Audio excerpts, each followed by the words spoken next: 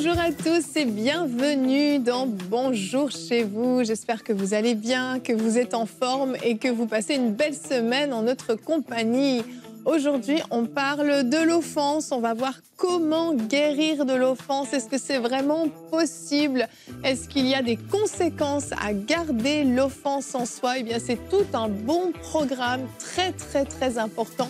J'insiste parce que l'offense fait énormément de dégâts. Et je suis à nouveau, comme hier, avec Aurélie et notre invité, le pasteur Mohamed Sanogo. Bonjour à tous les deux. Bonjour. Bonjour Evelyne. On n'a pas changé de place. Hein. Oh non, ça marchait bien hier. On ne change pas une équipe qui gagne, je le dis toujours. Hier, on a parlé des oppressions nocturnes. Oui. Et aujourd'hui, on parle de l'offense. On va dans des thèmes très différents, mais tout aussi importants. Très important. La nuance, peut-être, c'est que les oppressions nocturnes, c'est quelque chose qui est très visible, qu'on vit, qu'on ressent, alors que l'offense, c'est plus discret, c'est plus sournois. Et parfois, on ne sait même pas qu'on a besoin de guérir de l'offense. Donc, on va parler de tout ça aujourd'hui.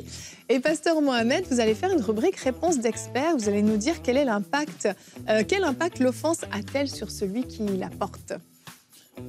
En effet, l'offense non seulement vous affecte, mais elle affecte aussi profondément votre relation avec Dieu. Alors, on va voir, on va en parler, et puis bien sûr, toucher des points de comment vous en sortir. C'est tellement important. Je vous invite vraiment, en ce début d'émission, à avoir le cœur ouvert. Vous ne savez pas, peut-être que le Seigneur va mettre le doigt sur quelque chose. Vous pensez avoir réglé ce dossier, mais en fait, vous réalisez que c'était toujours là, en arrière-plan dans votre vie, et que ça vous limitait énormément. Donc, laissez le Saint-Esprit vous parler dans cette émission et que vous puissiez passer à l'acte du pardon si c'est nécessaire. Allez Aurélie, je te laisse la parole dans la pensée du jour.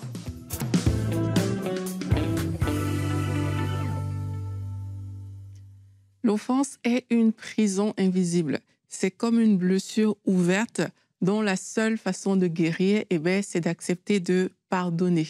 La Bible nous dit dans Hébreux 12 au verset 15, « Veillez à ce que personne ne se prive de la grâce de Dieu, qu'aucune racine d'amertume poussant des rejetants ne produise du trouble et que plusieurs n'en soient infectés. » Donc là, l'offense, c'est quoi? C'est cette amertume qu'il y a dans le cœur, cette amertume qui est susceptible de se multiplier, de produire des rejetons qui infectent et qui amènent de troubles. Il faut absolument s'en débarrasser. Maintenant, comment est-ce que j'identifie que j'ai un problème d'offense? Parce que oui, il faut pouvoir identifier l'offense pour la traiter. Quelquefois, c'est évident, mais pour d'autres, c'est pas toujours évident. Parfois, tu vas voir quelqu'un qui va dire « Non, moi, je suis bien, personne ne m'a offensé. » Mais quand tu entends cette personne parler d'une situation ou de quelqu'un, tu te dis « Oh là, cette personne a véritablement besoin de pardonner. » Donc, comment est-ce qu'on peut identifier quels sont les signes qui montrent que l'offense est là? Une première chose, ça peut être un ressentiment persistant. Ça veut dire quoi? Ça veut dire que tu repenses souvent à ce que la personne t'a fait. Régulièrement, tu penses à ça avec amertume et c'est arrêté dans ton cœur, en fait. Donc, tu as pris une décision dans ton cœur que, OK, par rapport à cette personne-là, peut-être tu n'as rien dit, tu n'as pas parlé, mais il y a un ressentiment qui est là. Et dans la Bible, on le voit, dans 2 Samuel, c'est l'histoire de Amon qui a violé Tamar. Si vous connaissez cette histoire-là, la Bible, en parlant de Absalom, dit que Absalom, il n'a rien dit ni en bien, ni en mal. Pourtant, dans le cœur d'Absalom, il y avait un ressentiment qui a fait qu'il a tué Amnon. Donc, c'est important de se dire que ces choses qui sont dans le cœur, peut-être vous ne l'avez pas exprimé à haute voix, mais si cette chose-là est là, ça veut dire que l'offense est là et il faut s'arrêter dessus, il faut guérir. Une autre chose aussi, quel signe nous montre qu'on peut être offensé, c'est l'évitement. Tu évites la personne ou même tout ce qui te rappelle la situation. Tu évites. Caïn, il a évité d'avoir une discussion avec son frère, avec Dieu. Il a évité. Pourtant, lorsqu'il a vu que son offrande n'était pas agréable, il aurait pu s'asseoir, il aurait pu parler de ça, il aurait pu s'excuser, je ne sais pas. Mais il a évité la situation. Et derrière, qu'est-ce que l'offense a produit? Ça a produit un meurtre. Et même parfois dans nos relations, comme ça, on va voir qu'il y a peut-être des gens qu'on évite, des situations qu'on évite. On ne veut pas en parler. Pose-toi la question de savoir pourquoi. Et une des choses qui peut aussi t'aider, c'est quoi tes paroles? Est-ce que c'est des paroles négatives? Lorsqu'on te parle d'une personne, est-ce que c'est des paroles négatives qui sortent de ta bouche ou alors tu peux apprécier cette personne-là facilement. Si c'est des paroles négatives, des critiques qui se cachent même parfois derrière une fausse sagesse, fais attention à ce niveau-là. Une autre chose aussi, je vais finir avec ça, c'est des réactions disproportionnées. C'est un peu comme celle que Absalom a eue, mais ça peut se traduire sous différentes formes, en fait. Tu as vécu quelque chose, mais tu réagis violemment et tu réagis dans l'optique de nuire à l'autre. Ésaü a vécu quelque chose avec son frère Jacob. C'était pas forcément bien ce que Jacob a fait, mais il a une réaction disproportionnée. Il veut le tuer. C'est ça, en fait. Il se met sur cette base-là parce qu'il est profondément offensé. Il y a une rancune qui est profonde. Donc, parfois, dans notre vie courante, on ne va pas forcément dire « je vais te tuer », mais peut-être tu vas vouloir tendre un piège à cette personne. Peut-être tu vas vouloir qu'il rate sa promotion. Tu vas dire des choses expresses pour que cette personne-là ne réussisse pas. Tu vas devenir une occasion de chute pour cette personne. Donc, si tu vois des choses comme ça dans ta vie, fais attention. Il y en aurait d'autres, mais on va s'arrêter là. Merci Aurélie. Merci Aurélie. Déjà là, je pense qu'il y a des gens qui commencent à dire « Ah, bah tiens, c'est vrai que on dirait qu'elle parle de moi, on dirait qu'elle me décrit. » C'est toi. C'est ça, c'est ce qui arrive. J'aimerais revenir sur le point de la colère. Tu en as touché un petit mot, mais je trouve que ça, c'est un signe très, très important. Généralement, quand il y a un problème de non-pardon, on a une colère en nous qui parfois même crée des douleurs physiques. On a la nuque qui coince, le dos qui coince. Oui, le non-verbal est très fort. Le corps réagit même, en fait. Et cette colère qu'on peut ressentir, et il y a des gens, on va parler avec eux, ils vont dire « J'ai l'impression que je suis en colère tout le temps. J'ai l'impression d'avoir toujours comme ce poids sur moi. » Puis c'est difficile parfois à identifier parce que c'est quelque chose qui s'est produit parfois il y a des années. Donc on le vit plus. Mais l'impact est toujours là dans notre vie, l'effet est toujours là. Et cette colère, c'est pas normal en fait d'être en colère tout le temps comme ça. Et généralement, c'est un bon moyen aussi d'identifier qu'on a un problème de non-pardon. En effet. En effet. L'offense, c'est d'abord la blessure. C'est-à-dire dans l'offense, on a sur plusieurs degrés. On a d'abord la blessure qui se produit, qu'on peut identifier au moment où on la ressent. L'offense est une blessure de l'âme. Oui. Voilà. Il m'a parlé méchamment. Il ne m'a pas respecté. Ce qu'il a fait m'a blessé. On va dire, généralement, j'ai été blessé. Et l'offense, une fois dans le cœur, en fait, le passage que tu as cité, Hébreux chapitre 12, verset 15, il dit « à ce que nul ne se prive de la grâce de Dieu, à ce qu'aucune racine d'amertume. » L'offense, c'est la racine de l'amertume. C'est-à-dire que l'offense, une fois conservée, si on a manqué le pardon, elle va se transformer en amertume. Et l'amertume va pousser toutes sortes de fruits, la colère, le désir de meurtre, l'isolement, l'évitement. Et les choses que tu as dites tout à l'heure sont vraiment très importantes. Alors, lorsque tu vois que tu évites une personne, tu ne veux plus lui parler, c'est que tu as été offensé. On peut te demander, tu vas dire, oh non, moi je n'ai même pas eu mal. Pourquoi tu ne veux plus lui parler? Pourquoi tu ne veux plus discuter avec lui? Tu as été offensé, il faut reconnaître. Pourquoi lorsqu'on te parle de lui, les premières choses qui te viennent, c'est des choses qui sont négatives. Voilà. Parce que souvent, les chrétiens, il leur est difficile d'admettre qu'ils n'ont pas pardonné. Oui. Voilà. Parce qu'on sait qu'un chrétien doit pardonner. On sait qu'un chrétien doit pardonner. Le bon chrétien pardonne. Donc, comment admettre que je n'ai pas pardonné? Mais il faut que tu admettes que tu n'as pas pardonné. Il faut que tu reconnaisses que tu n'as pas pardonné en revenant sur tous les points dont Aurélie a parlé, tantôt la colère, l'évitement, le désir, la propension à de vengeance, de critiquer, de dire des choses négatives sur la personne, etc. Ce sont des symptômes, il ne faut pas du tout les sous-estimer. Complètement. Ouais, et aussi, quand on parlait des chrétiens qui ont du mal à pardonner, c'est que quand tu vois le symptôme, pose-toi la question, et si c'est nécessaire, pardonne. Oui. Tu vois, c'est comme...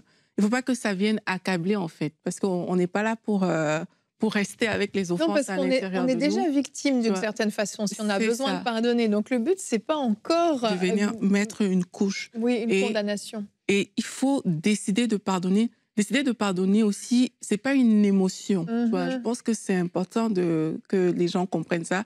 C'est que c'est pas une émotion, c'est une décision. C'est choisir de se rappeler que Dieu m'a pardonné, moi, de tous mes péchés. Tu vois, il y a une grâce que Dieu a manifestée pour moi. Et quand tu vois l'histoire du serviteur là, à qui on a remis la dette, et puis lui, il n'a pas accepté de remettre la dette.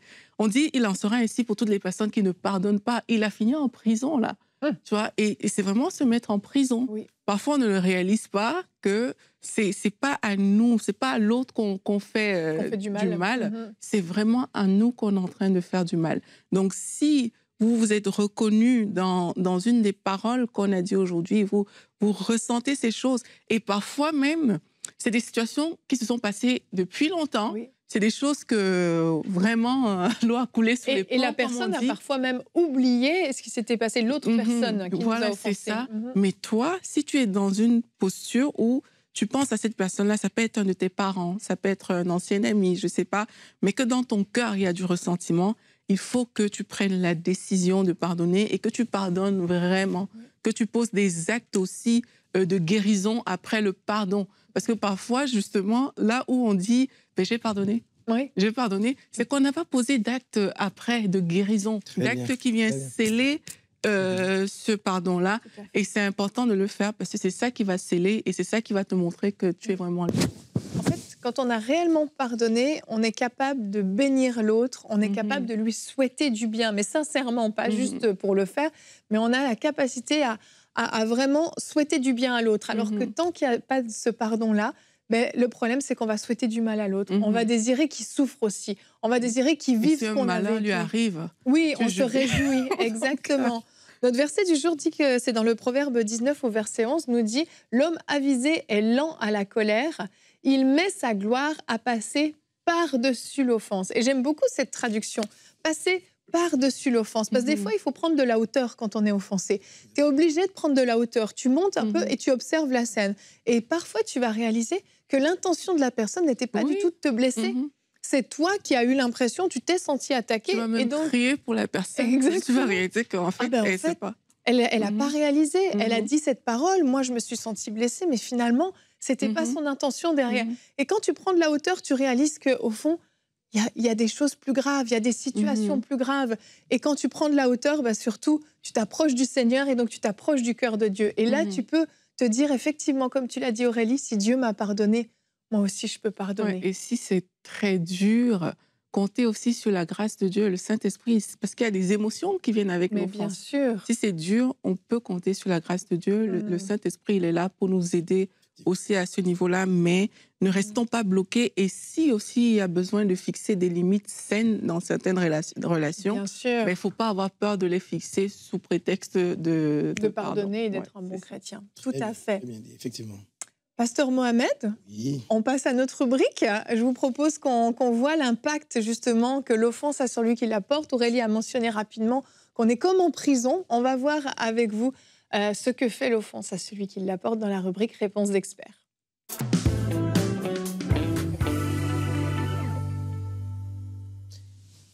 Alors, quel impact l'offense aura sur toi, sur les personnes? Il y en a plusieurs. Le premier impact va jouer sur ta communion avec le Seigneur. Ta communion avec le Seigneur va jouer sur les choses que tu reçois d'en haut, les choses que tu reçois du ciel, et ça va jouer aussi sur toi-même, ta santé, ta personne, et ça va t'auto-détruire. Alors, concernant notre relation avec Dieu, le Seigneur dit ceci, en Matthieu chapitre 6, verset 12, dans la prière du Notre Père, on la connaît, Seigneur, pardonne-nous nos offenses, comme nous pardonnons à ceux qui nous ont offensés. Et Matthieu 6, 14, si vous pardonnez aux hommes leurs offenses, votre Père céleste vous pardonnera aussi. Donc, quelqu'un qui n'arrive pas à pardonner l'offense des autres, qui était offensé, lui aussi, lorsqu'il fait des erreurs, Dieu ne lui pardonne plus. Il y a des personnes qui se disent, ben voilà, il m'a vexé une fois, il m'a blessé une fois, j'ai laissé tomber 2 fois, 3e fois là, trop, c'est trop, je n'en peux plus. Dieu dit, tu as totalement raison. 3 fois, c'est exagéré. Alors sache que dès maintenant, toi aussi, comme Dieu te pardonne, de la même manière que tu pardonnes aux autres, tu n'auras pas le droit de faire 3 péchés. OK? À partir du 4e, Dieu va dire, 1 fois, j'ai laissé tomber, 2 fois, j'ai laissé tomber, 3 fois, trop, c'est trop. N'est-ce pas que c'est ton théorème? Qu'après 3 offenses, il n'y a plus de pardon. Dieu aussi va considérer qu'après 3 offenses, 3 péchés de ton côté, il n'y a plus de pardon. Il y a énormément de chrétiens qui vivent et qui ont comme un ciel fermé à cause de l'offense. Leur communion avec Dieu est brisée, tout simplement parce qu'ils n'arrivent pas à offenser. Aurélie a cité ce très beau passage où le Seigneur nous parle de celui à qui on a remis la dette et qui n'a pas su remettre la dette de celui qui lui devait à lui, et il s'est retrouvé en prison. Et le Seigneur dit justement cela. Il faut absolument que tu pardonnes. Il faut que tu pardonnes. Je sais que plusieurs m'ont dit, parce que ce n'est pas du tout évident pour moi, parce qu'on a des personnes qui sont susceptibles, qui ont une âme beaucoup plus fragile. La Bible dit dans le livre de Romains, chapitre 5, verset 5, que l'amour du Seigneur a été répandu dans notre cœur par le Saint-Esprit. Une âme qui m'a beaucoup aidé, c'est de demander à Dieu de m'aider à le faire. De m'aider à le faire. Voilà. Mais tout commence d'abord par la reconnaissance. Il faut reconnaître, il ne faut pas dénier la chose. Il ne faut pas dire que ça ne m'a pas fait mal. Il ne faut pas dire cela parce qu'on a tellement peur que Dieu ne nous pardonne plus qu'on dit « Oh, de toute façon, moi, je n'ai pas eu mal. J'ai pas eu mal. » Non, tu as eu mal. Il faut le reconnaître. Et quand ça devient difficile de pardonner, il faut demander l'aide de Dieu. Amen. Voilà. Dieu ne compte pas sur ta propre force pour arriver. Quand il dit, alors les apôtres lui demandent « Mais jusqu'à combien de fois t'as-t-on pardonné » 7 fois. Ils ont dit 7 fois, 77 fois. Jésus est en train simplement de leur expliquer que l'être humain ne peut pas tout pardonner. 1 Corinthiens chapitre 13 dit ceci, l'amour pardonne tout. L'amour pardonne tout. Mais de quel amour y a-t-il question? De l'amour de Dieu, pas de l'amour des hommes. C'est Christ qui est en nous, qui nous donne la force de pouvoir tout pardonner. Par toi-même, tu auras forcément une limite de pardon. Par toi-même, tu vas à un moment donné, tu vas craquer.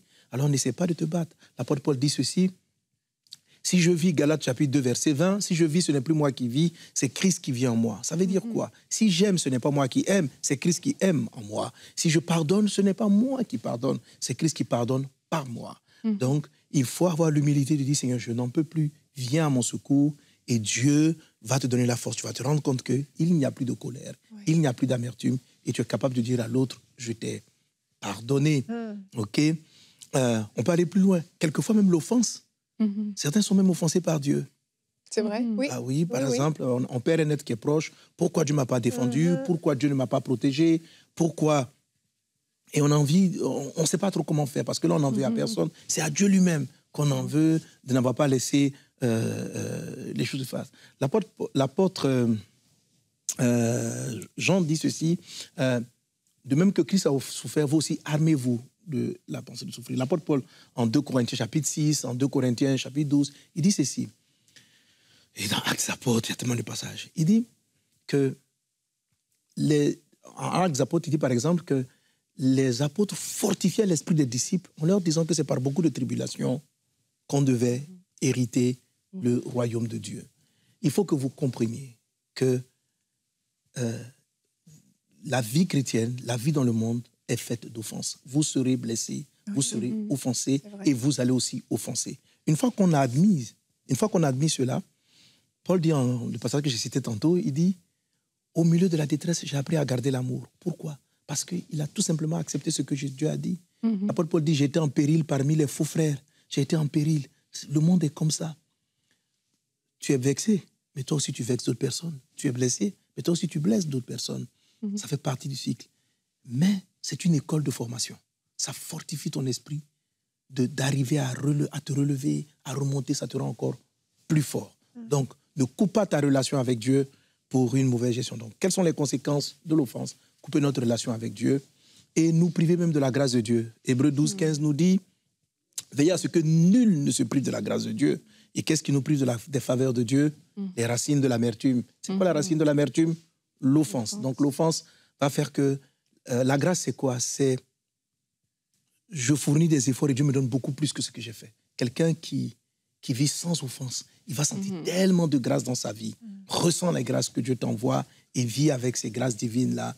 Ne laisse pas l'offense te priver de la grâce de Dieu. Amen. Une autre chose que l'offense va produire dans ta vie, Matthieu chapitre 24, verset 10. Dans la version française, on ne sort pas la subtilité de l'offense. On ne sort pas la subtilité de l'offense.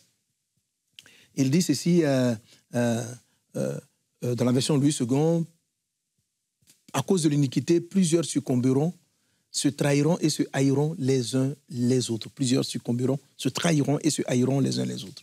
Dans la King James, en anglais, il est dit « Many will be offended ». Ça veut dire plusieurs seront offensés. « And shall betray one another ». Donc, plusieurs seront offensés et deviendront traîtres les uns envers les autres. L'offense aura une conséquence de déloyauté. c'est-à-dire de betray, de trahir son alliance. Un monsieur, si vous êtes offensé par votre épouse, si cette offense-là finit par créer l'amertume, vous allez vouloir remettre en cause votre union de mariage. Vous allez trahir votre union. Many will be offended.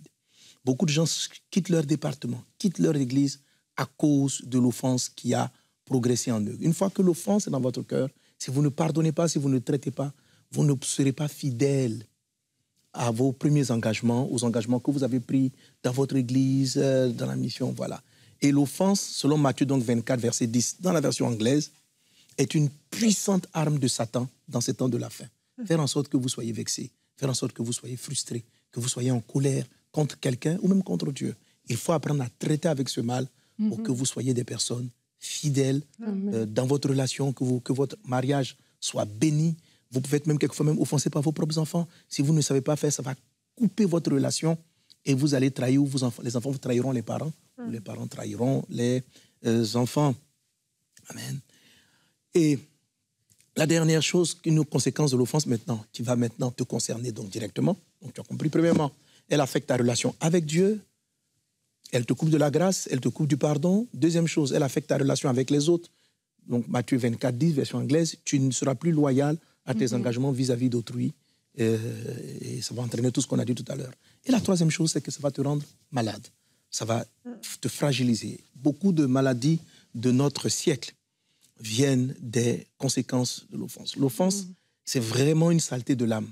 C'est pour l'âme. C'est un poison dans votre âme. C'est un poison qui va s'installer et qui va vous ruiner vous-même.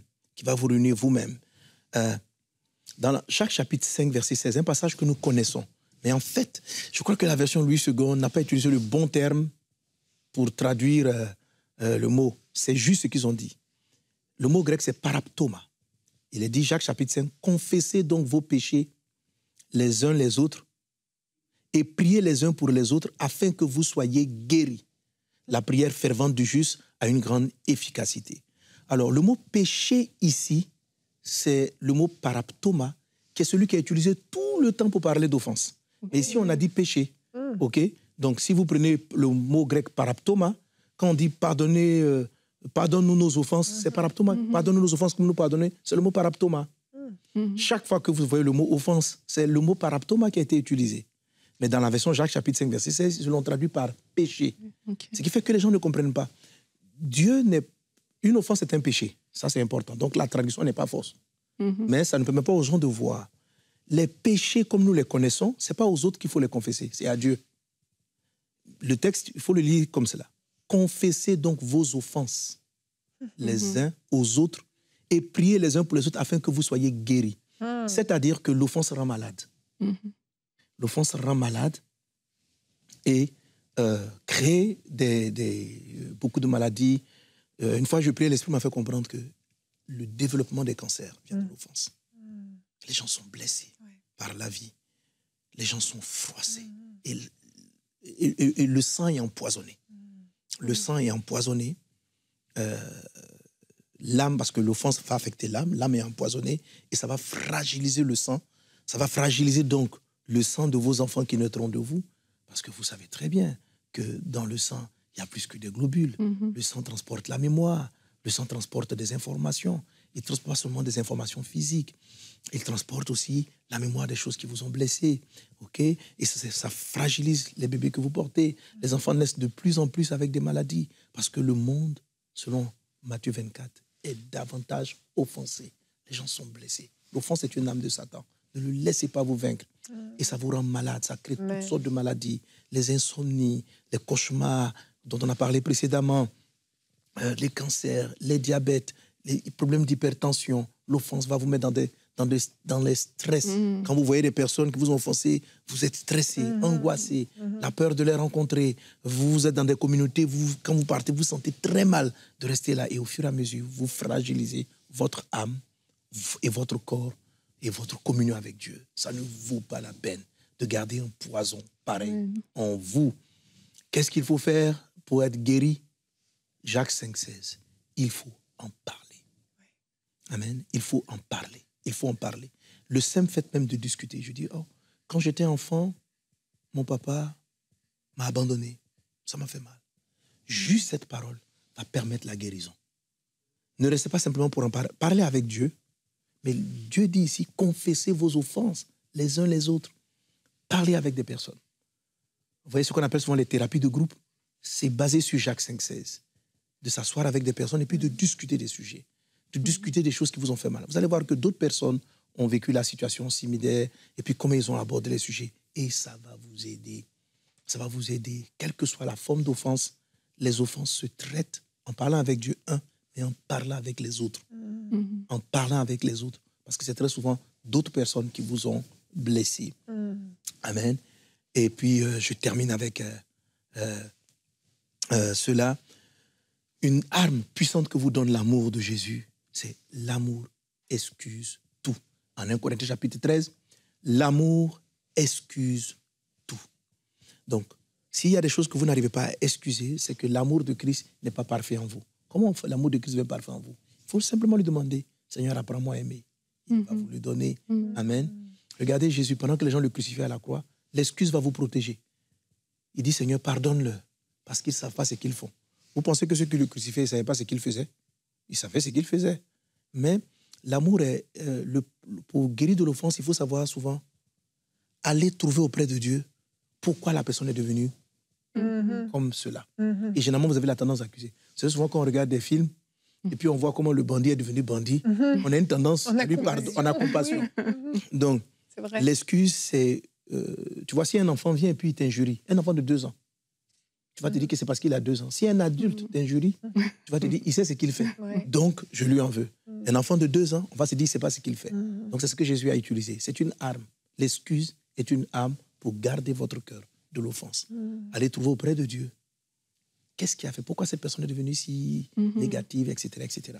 Donc, voilà, sois guéri dans ton âme, je le déclare dans le nom de Jésus. Je prie pour tous ceux qui sont malades à cause des offenses, que Dieu vous guérisse, que tous ceux dont la communion avec Dieu a été affectée à cause des offenses, qu'aujourd'hui le pardon soit en vous et que cette intimité avec votre Dieu soit ressuscitée. Soyez bénis. Amen. Amen. La Bible dit qu'un cœur joyeux est un bon remède. En effet. Et vraiment, je crois qu'il n'y a pas de plus grande joie que de pouvoir se sentir libéré de ce fardeau du non-pardon de l'offense. Merci beaucoup, Pasteur Mohamed.